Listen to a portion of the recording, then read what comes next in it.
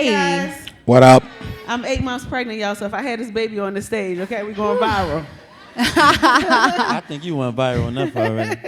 Hey, guys. Hi, how are y'all? Good. How are you really? Tired. Okay, there we go. There we Y'all know go. we had 3 kids back to back.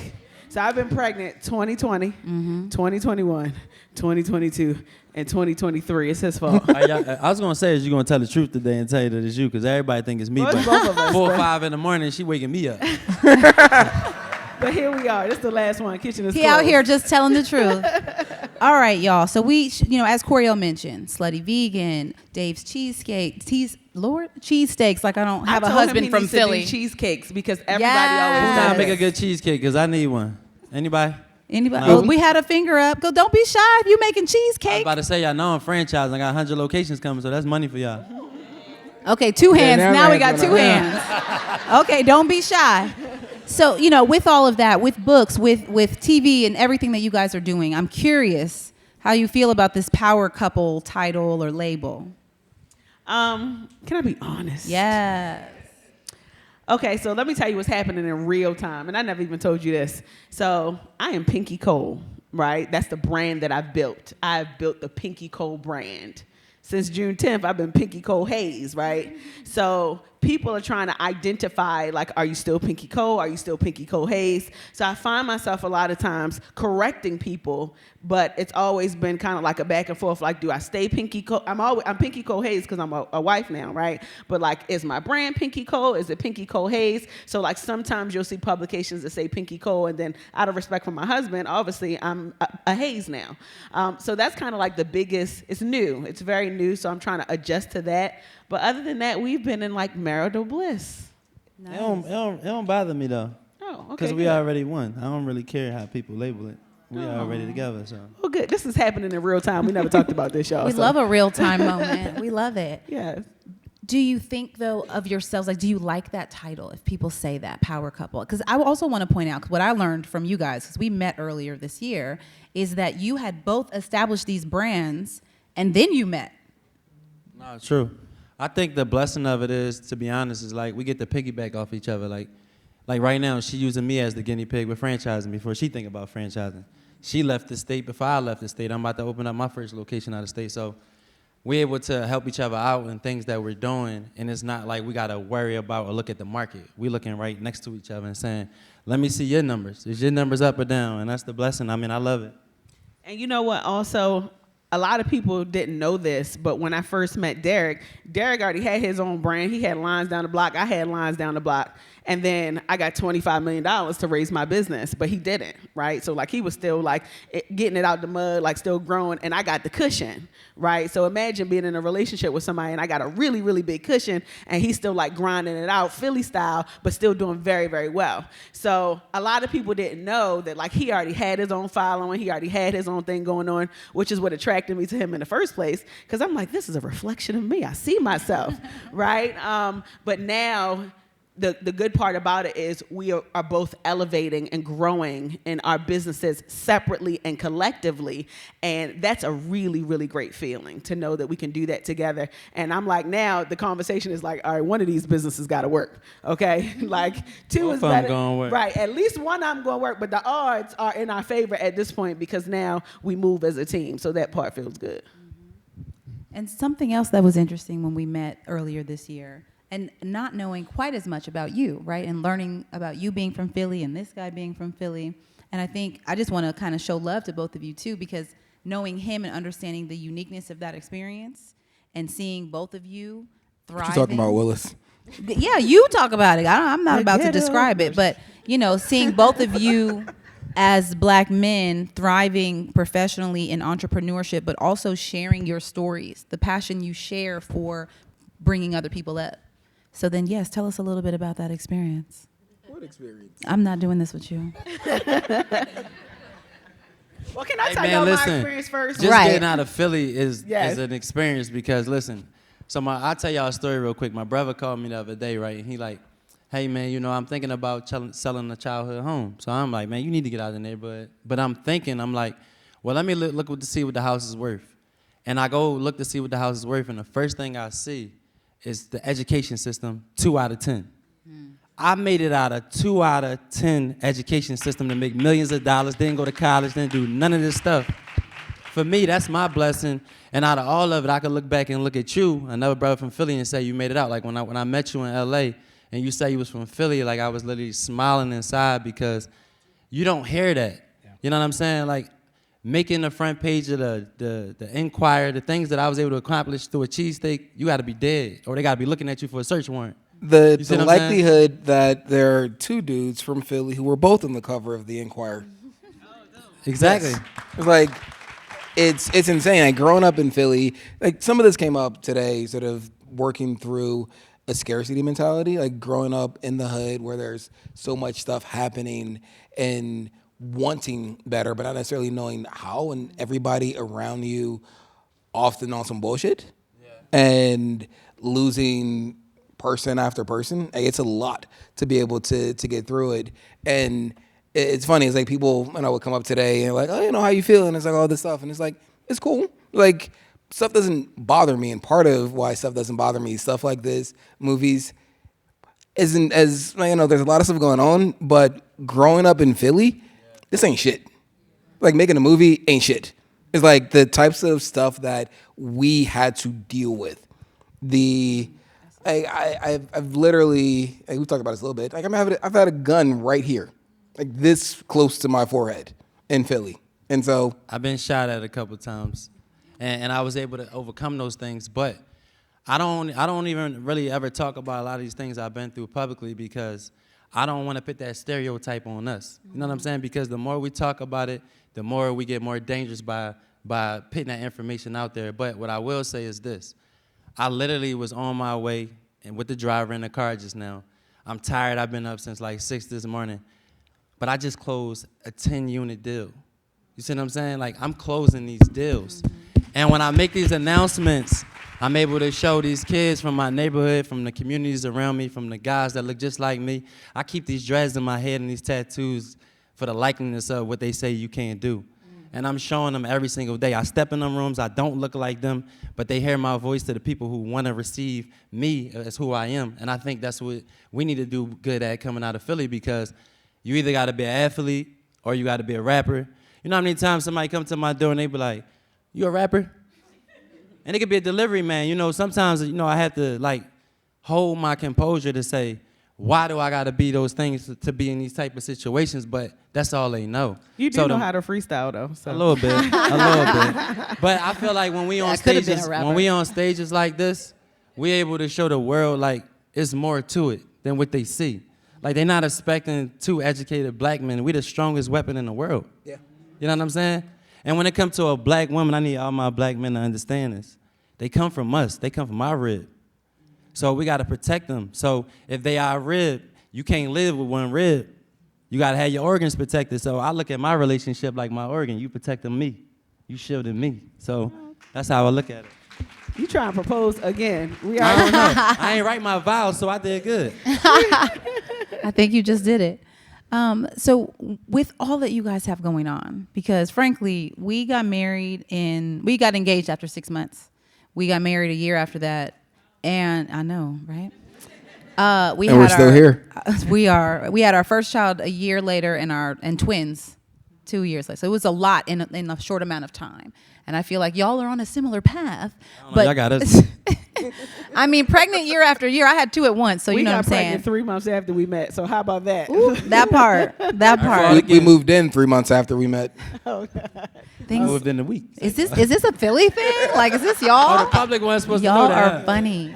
So, but with all of that, because I truly look at y'all, like I see you here, like this 8 months pregnant with the third, and it's like, how are you doing all of that? How do you support each other through all of these transitions and all of these seasons? What does that look like? So it's not easy, and I'm going to be so vulnerable right now. So every time we've had a child, we had a night nurse. And, in our community, like, yeah, night nurse, you ain't got your kid at nighttime. No, I don't, because I want to get 8 hours of sleep. Okay, hello? Yes, please applaud, let's have a real please. Conversation. Okay. And a lot of people don't want to talk about that, but between being a mommy, a wife, a CEO, I'm a bank account. Okay, I'm an ATM for my family. Like, I'm everything to everybody. Sometimes I just need to take a moment for myself, and I had to learn how to stop feeling guilty about that. So we've always had a night nurse. My mother has always been our nanny. So we have the support of people who actually believe in us, because they know that the hard work is going to pay off. Like, so they're in the trenches with us just like we're in the trenches with ourselves. So when we go out, we travel a whole lot. Like next week, I just came out with a book, so I'm on a book tour. So like between being pregnant and on a book tour, I got my team. And it's important for me to be able to have a village, because the trusted village, which is a difference. The trusted village, because you can't trust everybody around your kids, right? So we have the trusted village. We have his mother. We have my mother. We have my aunt, who comes from Jamaica from time to time to help. If you're Caribbean, you know what I'm talking about. Okay? And we have those people. We just put our two youngest in Montessori school, because I'm like doing the math. I'm like, all right, from 8 to 4, they in school, right? And then when they come home from school, they're learning. And then when they come home from school, they do their extracurricular activities. And then we got the support system to help us. But what it does is it allows us the opportunity to still grow in our relationship, right? If we didn't have the support we had, we couldn't date like how we wanted to date. And obviously that's an afforded luxury, because we work hard and the fruits of our labor can afford us to be able to pay these people to make sure that our environment is good. But now I can really grow to love on my husband even more, beyond just having kids and like, all right, we just watching kids, right? And a lot of people don't talk about that because it's hard. I didn't even know that I could have kids. I don't know if y'all know a lot about my story, but a doctor told me that it was going to be difficult because I had fibroids. So I gave up my dreams of being a mother until I met him. And then I couldn't stop getting pregnant, right? So it means a lot to me to make sure that my kids have the healthiest environment. So the help that we have is so necessary. And I commend all mothers who don't have the help, and fathers, because if we didn't have the help, I probably wouldn't be able to do as much as I do in my career. And even Derek as well. We got 5 in total, by the way. So there's 5 kids that we take care of. This is a whole daycare. Okay, and we take care of his grandmother. And you was trying to make a business business out of it. So it's a senior citizen home too. She was actually trying to make a business out of it. She's trying to make a business out of everything. She's like, all right, there's all these kids. I was trying to open a daycare the other day, y'all. She tells the lady watching the kids, she like, what's your experience? I'm like, what are you over here doing? She's like, it's a daycare around this corner for sale by the house. We can just go ahead and get this daycare. I was going to give her some equity in the company so that she can run it, okay? And this is her dream come true. Here we go. Opportunities for everybody. So what I'm hearing, have you always been good at asking for help? No, I'm still not good at asking for I help. don't think either one of us is good at that. No, I'm the person, and this is bad, but again, this is therapy right now. But I'm the person, if I got $1 in my pocket, nobody would ever know. I wouldn't even ask, right? But that just made me work harder, because I don't never want to be the person who only got $1 in my pocket. So I work extra hard. I'm very frugal. That's the part that we're different in a relationship. Can we talk about that? Yes. Right? So like, I am cheap, and I'm okay about it. Right? Like, he is very stylish, designer. That's his thing. I'm a Target kind of girl. Like, I would go to Walmart with the quickness, okay, and do what I need to do. But no, growing up how I grew up, my father did 22 years in prison. I watched my mother work multiple jobs. Both of my parents are Caribbean. So like, you weren't going out and buying expensive stuff. Materialistic things didn't matter for us. Like Christmas, she was getting like mittens and gloves and like toothbrushes. I wasn't getting Barbie dolls or anything like that. And maybe it's kind of like a scarcity mindset, similar to what you said. Like, I don't want to not have it. So like, I got to make sure that I save it. So that's the one thing in the relationship. That's the only thing that's probably a little bit different, because Derek likes nice, flashy things. And I do too, but like, I like to look at him flash. I'm letting you get away with murder right now, right? I'm going to go ahead and let her win this whole little battle right here. You know, some stuff you just got to just go in and zip it up. So she likes some flashy things? I like flashy trips. I like going on vacations. Yeah. I like buying experiences. Real estate. That's like him. Yeah. Yeah. Pinky vacations ain't regular vacations. But I work hard. When we get the bill at the end of the vacation, we could have bought a house. So not true. But in what state? True. Super true. But to his point, when you work super hard, I had to learn this along the way in my career. I used to work, and not sit and appreciate all of the things that came with the accolades and the achievements. And I'm like, I gotta be present in the moment. I have to start being present, because guess what? When I'm dead and gone, who gonna enjoy this? Like, I wanna be able to enjoy it right now and say, you know what? I lived a very fruitful life because my hard work paid off. So like, experiences are really important for me. Are you good at asking for help? What do you think? This is what he does. This is what he does. I think for the most part, you don't need a lot of help, but I don't know if you just don't ask. It looked like he don't ask for help. I'm not gonna say it.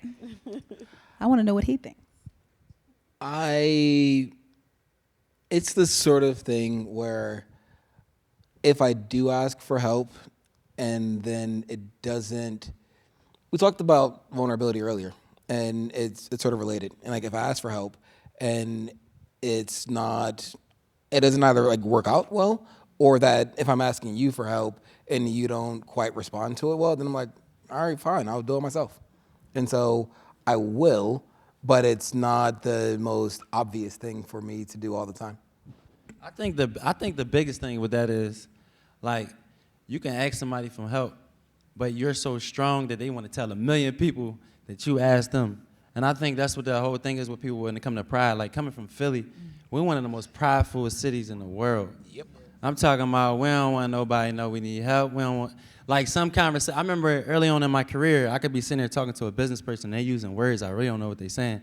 I'm going to go home and Google it, and I'm gonna study it, and then the next time we talk, I'm going to use the same words on them.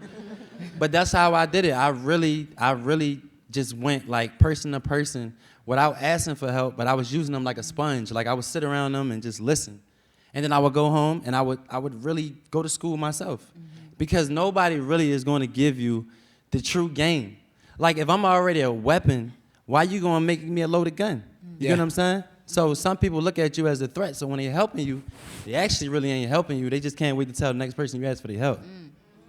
It's really interesting perspective, and I've forced myself to be self-sufficient, like for all sorts of reasons. And so whether it was, stuff happening when I was a kid or just wanting to learn, like whenever I don't know something, I want to look it up. I'm going to figure out how to be fantastic at whatever it is. And so when I do ask for help, that means I really need the help. Nah, that's real. I love the mms. The That means gems is getting dropped.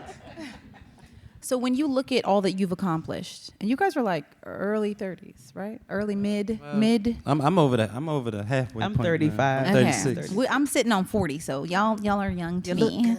Thank you. But like when you look at all 40 of and fine as fuck. thank you. Almost 40. Almost 40, 2 weeks or a week and a half. When you look at all that you've already accomplished, like what is next? Like what do you look at, or are you just kind of in the moment? So I'll start first.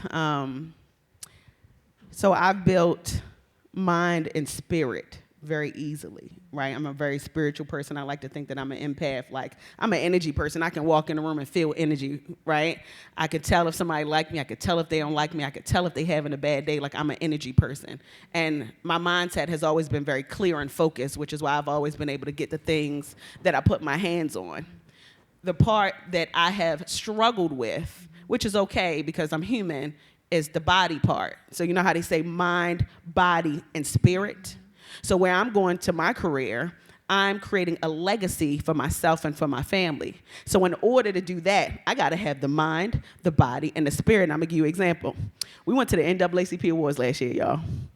And I saw these two ladies from the back, and I'm like, they gotta be like 25. And then they turned around, and guess who it was? It was Viola Davis and Angela Bassett. And I said, ain't no fucking way that they look better than me. And I'm 35 and they pushing 70, right?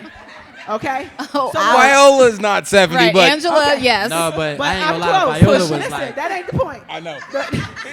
The point of the matter is that they look good. Yes, they look good. They and look it's good. Not, I'm not talking about cosmetic surgery. I'm talking about like who and what they consume, how they show up, their nutrition. So I had to research and Google, like, what is their regimen? They've made their aesthetic their brand, which is why they've been able to get over the hump. I'm not talking about like being pretty. I'm not talking about that. I'm talking about taking care of themselves. You know when you look at somebody and you could tell that they love themselves so much because they take so much good care of themselves? That to me is success now. Like, it ain't the money in the bank. I got that, right? My mind is clear. I got that, right? My spirit is good. I got that. But the minute that I drop this load, okay, and get me a nutritionist and get me a coach to be healthy and fully fit. I'm vegan, so like I'm in a really good place right now, but I'm talking about like making sure that like I am mindful of like eating organic, right? And like getting closer to God by way of the foods that I consume so that I can present myself better, because as you start to elevate in where I'm trying to go, right? Because if I want to be the best, I got to move like the best, talk like the best, walk like the best, act like the best. And in order to do that, I got to run with the best. So when I look at the best, I see what they're doing. They're making sure that I was just talking to somebody in Angela's camp, and she was saying like right when she's about to do a movie or a press run, like she get busy. Like she's in the gym almost 7 days a week. She's meditating. She got her coach and she got all of that stuff. And I'm like, I want to be like that when I grow up. So when you ask me what's next for me, that's what's next for me. So like I've been on TikTok because I'm just learning TikTok, y'all. Okay, and I've been doing my research and like really preparing the pieces, like playing chess. Not the TikTok research. Yes. It used to be YouTube, okay, but TikTok is not YouTube. That's true right now.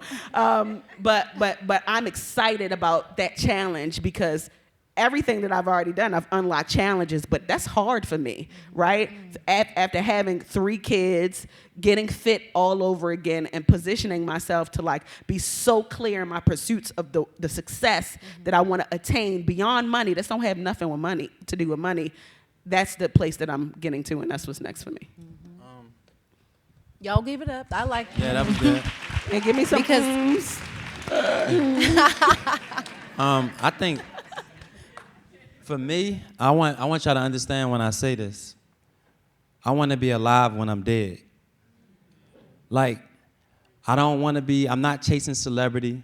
I'm not chasing popularity. I'm chasing legendary. Like, I want kids to read about this young guy from West Philly that didn't have a fighting chance, who been locked up, who already got counted out years and years ago, but built a multi-million-dollar empire that turned into a billion-dollar empire. And the challenge for me is right now is that I'm living in my purpose right now, because I can't believe it myself, because you know, like it's like you study for a test, and you know how you get to the test, and you're like, damn, I know how to spell that word when you was a kid, and you teacher check you off and say, you almost got it right. I've been almost having it right for a long time, but now I got it right.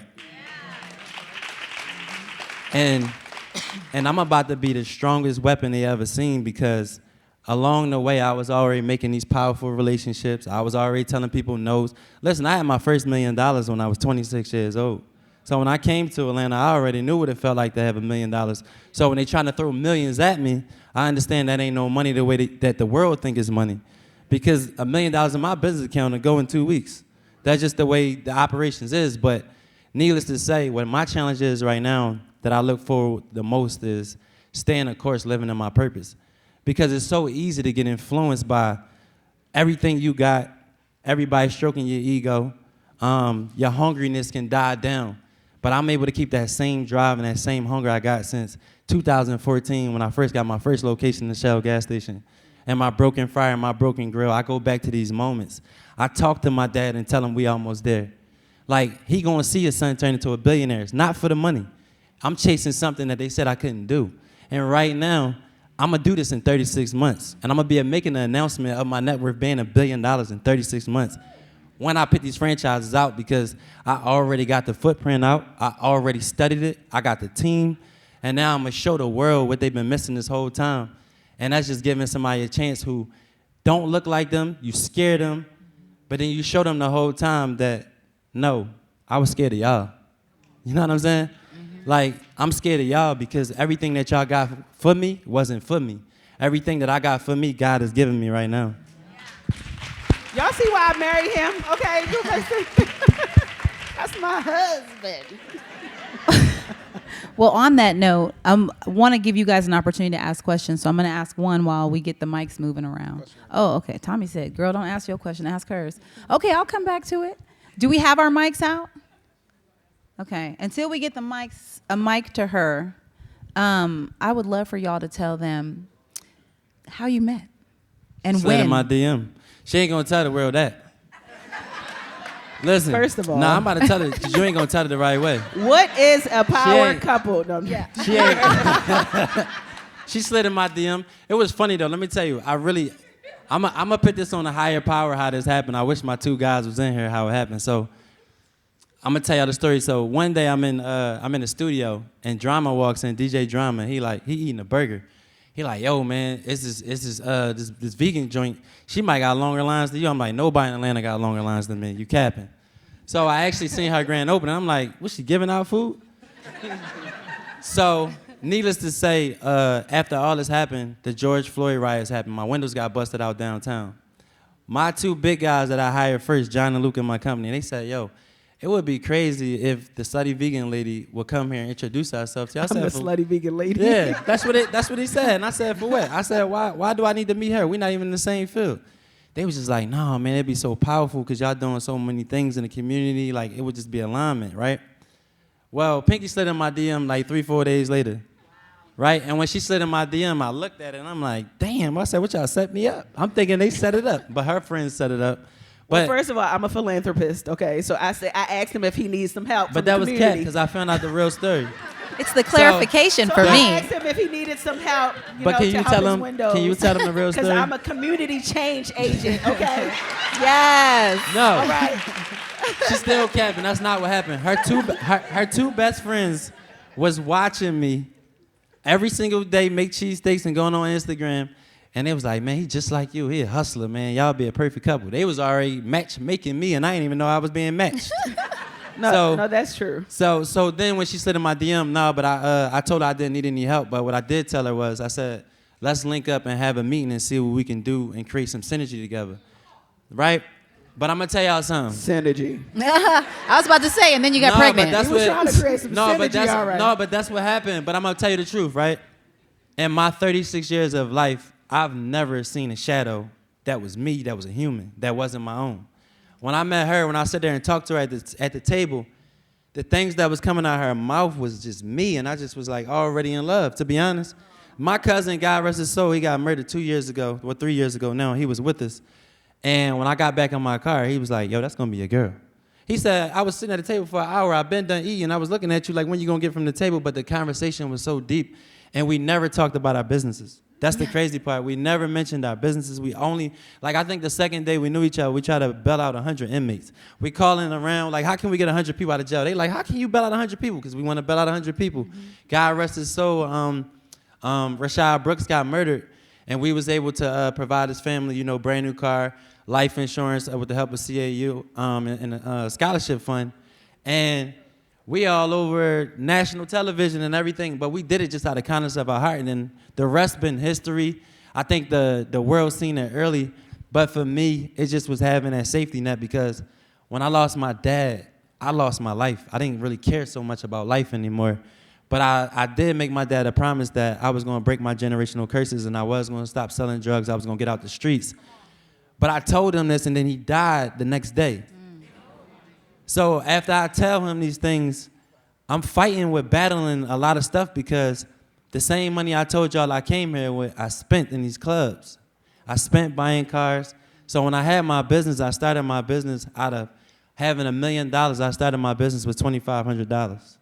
So my pockets was broke, but my mind was rich, right? So the things that I still thought I could do, wake up in the morning, that I can go buy, and the things I wanted to live with, everything was declining. No, no, no, no, no. I used to sit in my car and I'm crying and I'm trying to figure out how did I make this stupid mistake. I can't go back to the ghetto. I'm never going to be regular there. They never going to think I'm broke. So it's never going to be a welcoming for me no more. But let me tell you what I did. I told God that I wouldn't upset myself no more. Sometimes we got to take accountability for ourselves. Like, forget other people. You got to stand in your own purpose. You got to clap for yourself when nobody going to clap for you. You gotta smile when nobody gonna smile for you. And you gotta go harder than anybody ever gonna go harder for you. And that's what I've been doing for 10 years. I've been in this thing almost 10 years now. Everybody see the glamour now. Nah, it was a lot of roller coaster rides through this. There's been a lot of days where, damn, how am I gonna make payroll? How am I about to pay 80 people? I got 144 employees. Payroll look like $300,000 a month. That ain't easy. You ain't tell them the You know most what I'm saying? important part But I'm about about your to. son. No, I'm gonna get to that because I want them to understand that. So, and I'm gonna lead up to that. But before I get to that, I had to learn control over myself because you know how y'all can all come up on something, some money, something feel good, and you like, oh well, time to go out to eat. Go buy what you want to go get. Live like you don't have it when you do have it. That's what I had to learn. Like I literally don't like to just buy stuff anymore. I wanna make money off of stuff. I had a real bad habit growing up because I say it's like a little kid on Christmas. We never come from nothing. So the moment you get something, you don't want to share it. You want to cherish it. So I suggest anybody in here who have any level of success that can help people out, like bring people with you. Like I just had a whole franchise meeting, and it was all money driven. And I say the strongest thing for me is I watch 5 or 6 of my corporate people. I watch one get married. I watch one buy a house. I watch one buy brand new cars. But these was people that was making $300 a week. Now they got $100,000 salaries that I was able to provide through this company. Now I'm gonna lead up to my son. The most, I would say, what saved my life, because I don't think that I caught my life until this happened. My dad died on July 6, 2009. My son was born July 6, 2022. So like for my son to come on a day that my dad died, which was the worst day of my life, I don't have a bad day anymore. Anybody can say to me like, man, how your day going? I might tell you I'm tired, but I ain't gonna never tell you I'm having a bad day, because God has blessed me beyond measures. I don't have stress. I don't have wants. I don't even have needs, because I know where my needs going. And when you know where you're taking your need to, you don't got to stress about nothing. So that was my battle.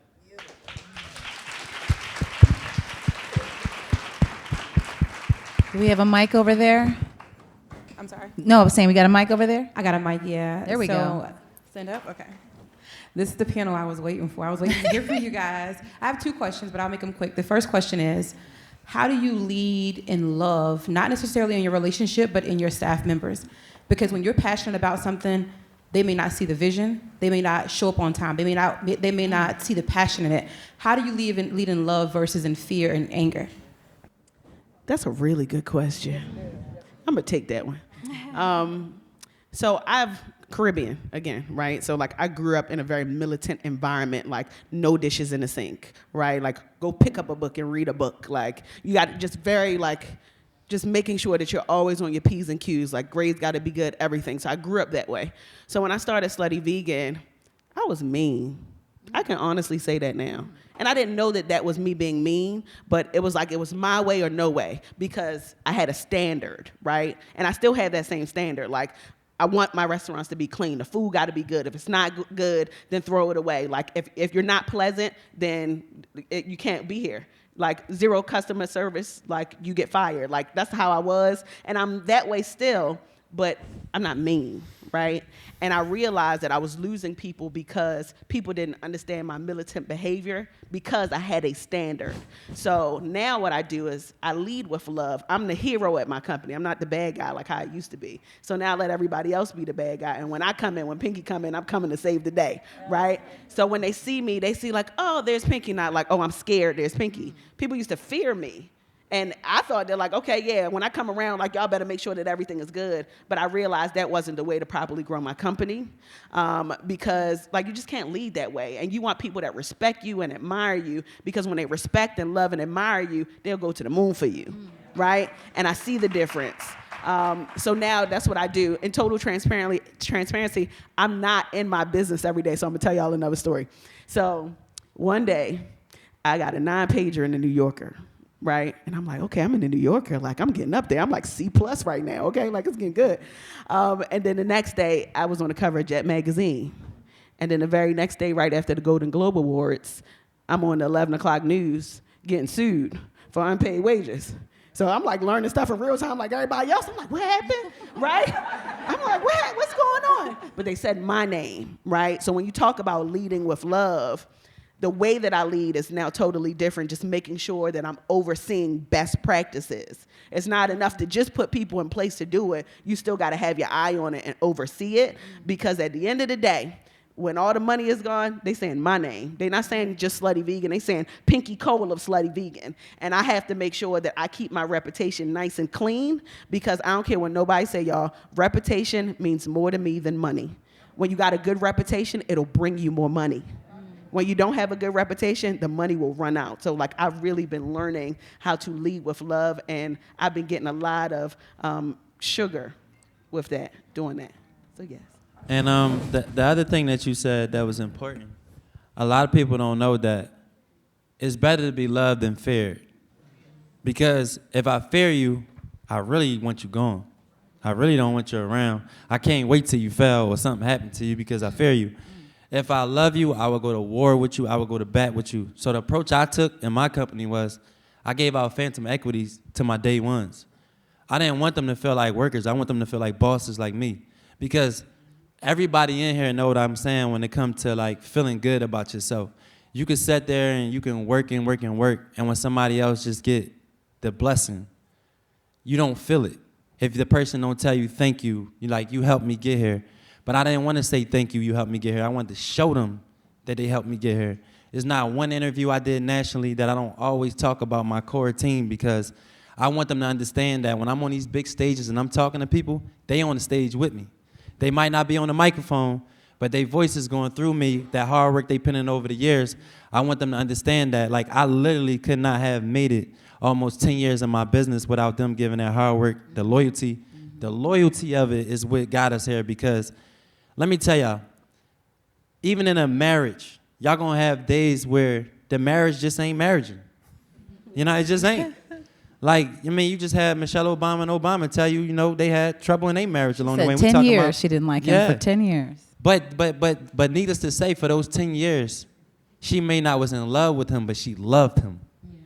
And that's the difference. Like, I think when we got something that we love, we gotta show people the appreciation from it, because the moment you feel unappreciated, I don't care how much you love somebody, it's gonna tear it apart. And I think with the relationship of a marriage, if you can make a marriage work, you can make any business in the world work, because marriage, I was always told, is the hardest thing in the world.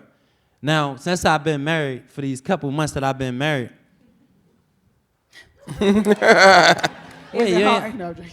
Nah, it's different. It's not hard. It's a compromise to say I'm not by myself no more. You know, like, we could all say that we in a relationships, or you got to do this or do that. When you're in a marriage, you're in a covenant. Like, everything in that covenant is one. So, like, I wasn't used to saying, like, you know, I'm going to go buy this car. Hey, babe, what you think about me buying this car? So I had to get used to that. Because, like, when I want to go get stuff I want, I can go pay for it and go get it. I never need nobody to hold my hand to go do it. So now it's like we doing stuff as a group, collectively. But I'm going to tell you the blessing of this. We didn't even realize this. While we bought 21 properties, we did it before we got married. And we already showed that we can join forces, and we come together with our own, and we can make it work. And now in the marriage, it's just like, you know, it's a piece of paper. We've been already married, because the real burn gonna hurt if it's a divorce, to be honest. I'm just being honest. Like, I'm just being honest because people don't tell the truth. Like, the real hurt in love is when other people got to see that you didn't make it. Because we can sit here and tell y'all till we blue in the face that we happy. But I'm going to tell y'all, we have days where we got to compromise with each other, and it might be something on her schedule or something on my schedule, or we got double booked, and she might think that it's more important for me to go do her event, and I might think it's more important to go do my event, but we got to compromise and see where we can meet in the middle so it don't tear us apart. And I suggest anybody in a relationship understand that. And if you the man, fellas, sometimes we just got to be wrong. Just chalk it. Just chalk it. Don't look at look. I do it a lot. You just say chalk don't look it at me. because I when wasn't looking at you. You know Okay. exactly what I'm talking about. Yes. Okay. You gotta just chalk it, because if you don't chalk it, you're gonna lose anyway. Yes. Okay, fam. We will take one question, and I'm gonna tell you why. Because we want to get Pinky over to the marketplace so she can sign her book, I Hope You Fail. And we'll give them away. Okay, free books for y'all. You get a book. You get a book. Okay. Everybody gets a book today. So we're taking We giving one them away? question. We're giving them away. I didn't know you Thanks was to giving it y'all. away. Thank He you said so I didn't know. much. We appreciate All right, so y'all. we'll take one question. I haven't heard from them. Tommy's pointing in every direction. I'm going wherever Let's the go wife with says. the hat. The hat? Okay, yeah. Let's go with the hat. It was the sweater, you know, just standing out. Okay, we're ready. Hi, first of all, hey Baltimore. Hey, Baltimore. So my husband and I, we've been married for 6 years. We've been in business together for 3. We serve some of our city's most vulnerable, so it's very demanding. So I wanted to hear from you guys in terms of how you separate as a power couple, how you separate that business side and relationship side. Don't. Don't. Because society tell you you're supposed to. Right? Anybody here seen Going to 60 Seconds? The movie? Yep.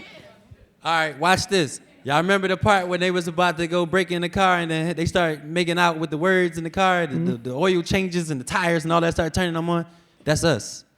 When we talk about business and we talk about ideas, we more in love. We like deep into each other because this is the reason what gave us our spark.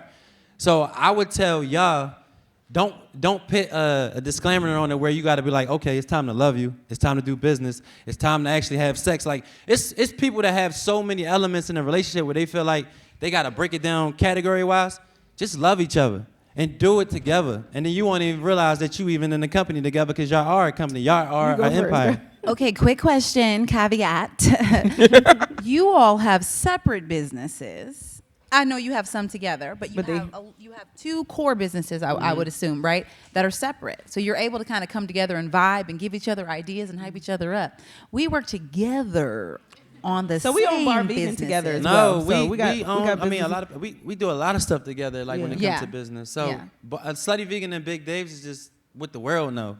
Like we actually thank God, but every company that we got is a multi-million-dollar business. But we work in some of these places, going on the road and getting on airplanes, and which we almost lost our life on a couple times. But like before we got married, I will tell you this: before we got married, we had two tests. One test was I was in Turkey and Caicos, right? And I was on a kayak. Everybody know what a kayak is, right? The little boat. I almost drowned in a kayak. Right, my leg, the dude pulled me and her underwater in 68 foot of water, right? The kayak grabbed my leg and the current was pulling me down. She didn't leave me. She held my hand like Rose, like it was like Titanic. I was jacked. I'm like, no, for real. I seen a fishing boat. I'm like, help, look, the boat all the way over there by the lady with the green on. And I'm screaming to the top of my lungs, right? But she didn't leave me. So I never even told her this. While we got back to the dock, I was driving back, and I'm like, damn, it's easy for somebody to tell you they love you, they in love with you, what they would do if something happened. But to really see somebody, like, stick in it with you when something happened. Now, watch this. This all happened before we got married. We on a flight. We get struck by lightning. Everybody on the plane just calm. The plane was riding regular, no turbulence. Except for me. No, everybody started when it hit. We got hit by the lightning. Watch this. Boom, the plane shoots down about a couple thousand feet, right? Could you imagine how that felt? The guy next to me is like a big bodybuilder. He crying. I mean, like, he shaking. But I'm holding her. I'm scared myself, but I'm holding her, and I'm talking to God like, I got to be the man in this relationship that she always feel protected no matter if I'm scared, no matter what's going on. I got to make sure that she always feel like I'm her soldier. But when we got married, I realized that God gave us those two moments for me. I don't know what's for her, but for me, it was to say, she got your back and I got hers. And I think that's what got us through this. So I want to add on to what you said. So the reason why our relationship worked is because we are in alignment with the same, I'm not saying that y'all are not, but like our interests is what attracted ourselves to each other.